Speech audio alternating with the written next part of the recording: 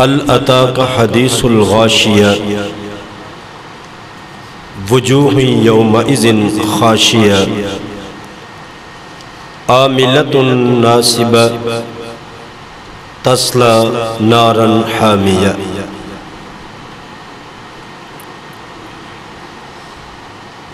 حضرات گرامی قدر، ہم سب یہاں پر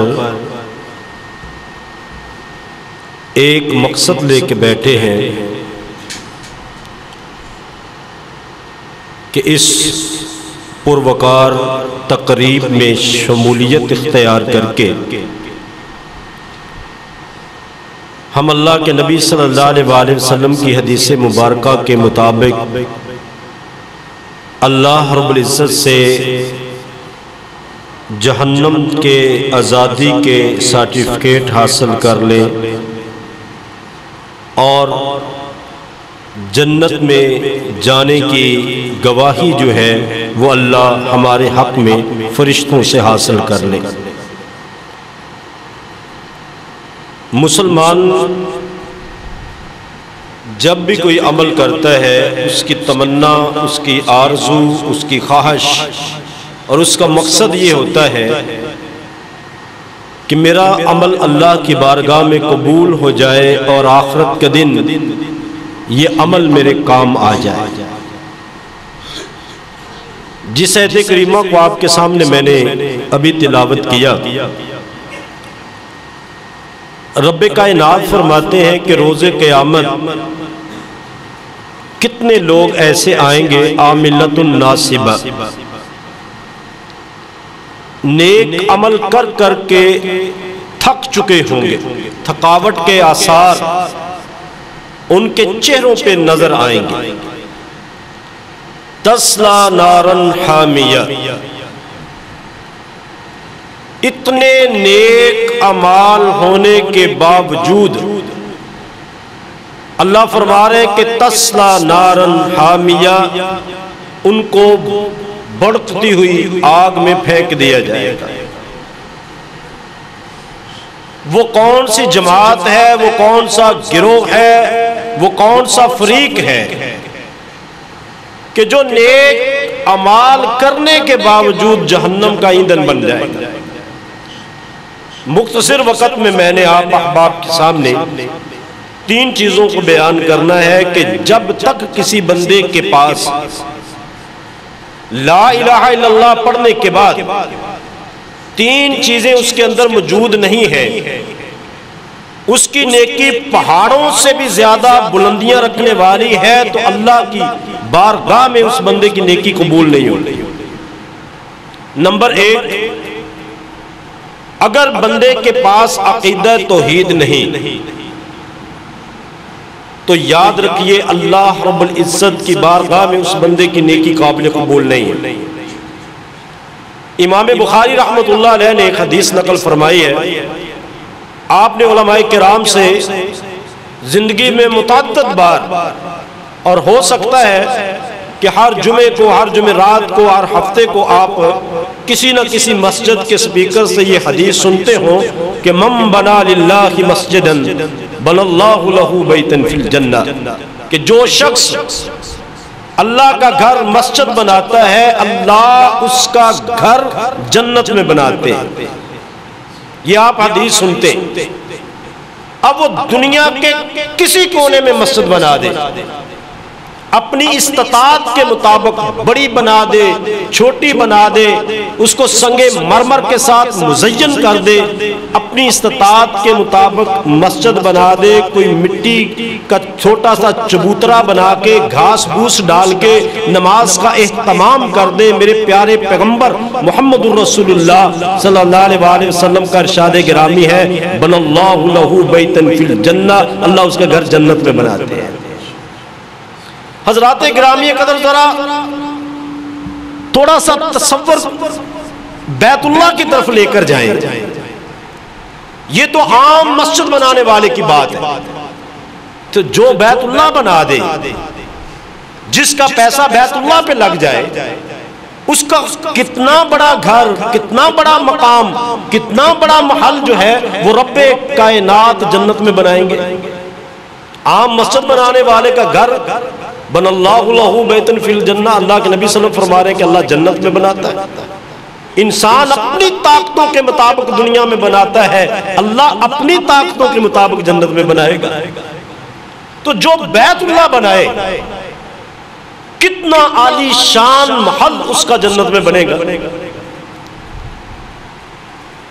علماء کرام بیٹھے ہیں، طریق کا مطالعہ کرنے والے طالب علم بیٹھے ہیں، آپ نے پڑھا کہ بیت اللہ کو کتنی بار جو تھا اب تک تعمیر کیا گیا، حادثات ہوتے رہے، طوفان آتے رہے، زلزلے آتے رہے، بارشیں آتی رہیں، نقصان جو ہوتا رہا، ہر آنے والا شخص جو اس دور کا حکمران تھا وہ اس کو کسی نہ کسی طریقے سے مزین کرتا رہا۔ قریش مکہ جو تھے، جو مکہ کے کافر تھے، ان کو بھی یہ موقع ملا کہ ایک دفعہ بیت اللہ کی چھت گر گئی، بیت اللہ کو تعمیر کیا، سرداروں کا، وڈیروں کا، چودھریوں کا، جگیرداروں کا اور وہاں کے سرمایہ داروں کا ایک پینل بیٹھتا ہے اور بیت اللہ کی تعمیر کا ایسٹیمیٹ لگایا جاتا ہے کہ کتنے پیسے بیت اللہ پہ خرچ ہوتے ہیں۔ فنڈ جمع کیا گیا اور ایک شرط عائد کی گئی کہ بیت اللہ کو بنانا ہے تو حرام کا ایک پیسہ بھی بیت اللہ کی تعمیر پہ نہیں لگا۔ ان کا جو کرائٹیریا تھا، جو ان کا اپنا ایک نظام تھا حلال حرام کا، اس کے مطابق انہوں نے یہ بات طے کر لی کہ حرام کا پیسہ نہیں لگا۔ خالص نیت کے ساتھ پیسہ جمع ہوا۔ پیسہ جب جمع ہوتا ہے تو پتہ چلتا ہے پیسے کم ہیں، بیت اللہ کے اوپر خرچ زیادہ ہے۔ تو فیصلہ کیا ہوتا ہے؟ فیصلہ یہ ہوتا ہے کہ جگہ چھوڑ دو لیکن حرام نہیں لگانا۔ آج بھی حتیم نامی جگہ اس دور کی چھوڑی ہوئی ہے۔ شاید اللہ رب العزت نے غریبوں کا بھلا کرنا تھا کہ یہ بیت اللہ کے دروازے بادشاہوں کے لیے کسی دور میں کھلنے تھے۔ حضرت عائشہ رضی اللہ تعالیٰ عنہا فرماتی ہیں اللہ کے نبی میرا دل کرتا ہے بیت اللہ کے اندر نماز پڑھوں۔ میرے پیارے پیغمبر نے ہاتھ سے پکڑا، حتیم میں لا کے کھڑا کر دیا، فرمایا عائشہ یہاں ادا کر لو، یہ بھی بیت اللہ کا حصہ ہے۔ حرام کا پیسہ نہیں لگایا، بڑی خالص نیت کے ساتھ بیت اللہ کو تعمیر کیا، لیکن رب کائنات نے ان کے لیے اعلان یہ کیا کہ یہ ہمیشہ ہمیشہ کے لیے جہنم میں جائیں گے۔ اے میرے پروردگار، تیرے پیغمبر کا یہ حکم ہے کہ من بنا للہ مسجدن بن اللہ لہ بیتن فی الجنہ، جو گھر اللہ کا گھر مسجد بناتا ہے اللہ اس کا گھر جنت میں بناتے ہیں۔ اللہ یہ اتنی خالص نیت لے کر بیت اللہ کو تعمیر کرنے کے باوجود جہنم میں کیوں چلے گئے؟ تو جواب یہی ملتا ہے، ادھر مسجد بنانے والا لا الہ الا اللہ کے تقاضوں کو پورا کرنے والا ہے اور ادھر انہوں نے بیت اللہ کو 360 کے ساتھ سجایا ہوا تھا۔ رب کائنات کو مشرک کی کوئی نیکی قابل قبول نہیں ہے۔ آپ کی نیکی جتنی مرضی بڑی ہو، اگر آپ کے پاس عقیدہ توحید نہیں ہے تو یاد رکھیں آپ کی نیکی رب کائنات کی بارگاہ میں قبول نہیں ہے۔ اور نمبر 2، عقیدہ توحید ہے لیکن عمل سنت کے مطابق نہیں ہے، اللہ رب العزت نیکی پھر بھی قبول نہیں فرماتے۔ امام بخاری رحمت اللہ علیہ نے حدیث نقل فرمائی، جاء ثلاثۃ رہط الی ازواج النبی صلی اللہ علیہ وآلہ وسلم یسألون عن عبادت النبی صلی اللہ علیہ وآلہ وسلم، 3 بندوں کی ایک جماعت، ایک گروہ میرے پیارے پیغمبر کی ازواج کے پاس آئے اور آ کے انہوں نے سوال کیا، یسألون عن عبادت النبی صلی اللہ علیہ وآلہ وسلم، آج وسلم کی رات کی جو عبادت تھی اس کے متعلق سوال کیا کہ اللہ کے نبی صلی اللہ علیہ وسلم رات کا کتنا حصہ جاگتے ہیں اور کتنا حصہ اللہ کی عبادت میں صرف کرتے ہیں۔ ازواج نے آپ کا جو معمول تھا بتایا۔ صحابہ کرام نے جو بڑے اقامر صحابہ توحید کے لیے ان کا بڑا ورق، انہوں نے بڑی ماری کھائی توحید کے لیے، تو وہ صحابی رسول جب اللہ کے نبی صلی اللہ علیہ وسلم کا معمول دیکھتے ہیں تو دل کے اندر خیال پیدا ہوتا ہے کہ کہاں مقام مصطفیٰ اور کہاں ہم لوگ. ہمیں تو اللہ کے نبی سے بڑھ کے عبادت کرنی چاہیے. الفاظ پہ غور کیجئے گا. ہمیں تو اللہ کے نبی صلی اللہ علیہ وسلم سے بڑھ کے عبادت کرنی چاہیے. اور ایک صحابی رسول فرماتے ہیں انا اصوم النہار ابدا، کہ ساری زندگی روزے رکھوں گا، کبھی چھوڑوں گا نہیں. ایک صحابی رسول کہتے ہیں انا اصلی اللیل ابدا، ساری رات مصلے پہ کھڑا رہوں گا، آرام نہیں کروں گا. اور ایک صحابی رسول کہتے ہیں انا اعتزل النساء، میں بیوی بچے گھر بار کاروبار سب کچھ چھوڑ دوں گا، صرف اللہ ہی اللہ کیا کروں گا. یہ باتیں کہہ کے چلے جاتے ہیں. میرے پیارے پیغمبر گھر تشریف لاتے ہیں. آپ کو بتایا جاتا ہے میرے پیارے پیغمبر نے ارجنٹ کال کی، فوراً طلب کیا، پوچھا کہ اللہ کے نبی صلی اللہ علیہ وسلم نے پوچھا کہ یہ باتیں میرے صحابہ آپ کر کے آئے. ہاں اللہ کے نبی صلی اللہ علیہ وسلم ابی و امی انتا، آپ پہ ہمارے ماں باپ نچھاور، ہمارے ماں باپ آپ پہ قربان. اللہ کے نبی صلی اللہ علیہ وسلم یہ باتیں ہم نے کی ہیں. آپ صلی اللہ علیہ وسلم نے فرمایا میرے صحابہ یاد رکھو میں روزے رکھتا بھی ہوں، افطار بھی کرتا ہوں. میرے صحابہ میں رات کو نماز بھی پڑھتا ہوں اور اس جسم کا حق بھی ادا کرتا ہوں. میرے صحابہ میرے بیوی بچے ہیں، میں ان کو بھی وقت دیتا ہوں، میں ان کے حقوق کا بھی پاسدار ہوں. یاد رکھو فمن رغب عن سنتی فلیس منی، جس شخص نے میری سنت کو چھوڑ کر کسی اور راستے سے اللہ کا قرب حاصل کرنے کی کوشش کی، یاد رکھو لیس منی، میرا اس کے ساتھ تعلق ہی نہیں ہے. امام ابن حجر رحمت اللہ علیہ نے فرمایا کہ جس بات پہ اللہ کے نبی یہ فرما دے کہ لیسا منی لیسا منا، تو وہ شخص دین سے خارج ہو جاتا ہے. اب صحابہ سے بڑھ کر کسی کے پاس توحید ہو سکتی ہے؟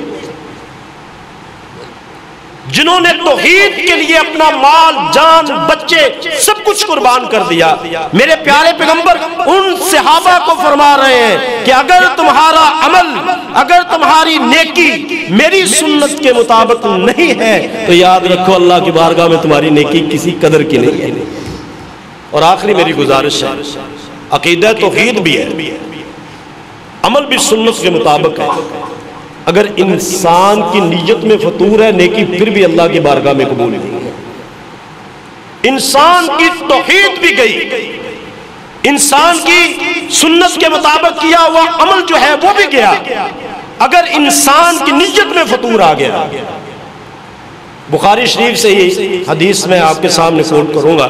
اللہ کے نبی صلی اللہ علیہ وسلم نے جب ان لوگوں کا تذکرہ کیا جن میں سے ایک قرآن کا حافظ ہے، ایک غنی ہے اللہ کے راستے میں مال خرچ کرنے والا، اور ایک اللہ کے راستے میں شہادت کے رتبے پہ فائز ہونے والا شہید ہے. جب ان کا تذکرہ کیا گیا کہ روز قیامت جب رب کائنات کی بارگاہ میں ان کو لایا جائے گا، پوچھا جائے گا، حافظ قرآن سے پوچھا جائے گا تجھے قرآن کی دولت سے مالا مال کیا تھا، تیرے سینے کو قرآن کی روشنی سے منور کیا تھا، کیا کر کے آئے ہو؟ یہ کہے گا کہ میرے اللہ میں بستی بستی، میں کریا کریا، میں نگر نگر پہنچا، تیرے قرآن کو لوگوں کو سناتا رہا. اے اللہ میں پڑھ پڑھ کے ان کی زندگیوں کو بدلتا رہا. رب کائنات پوچھیں گے کہ میرے بندے یہ بتا کہ تو پڑھتا کیوں تھا، قرآن کیوں پڑھتا تھا؟ اے اللہ اس لیے کہ تو راضی ہو جائے. اللہ فرماتے کذبتا، تو جھوٹا ہے، تو اس لیے قرآن پڑھتا تھا.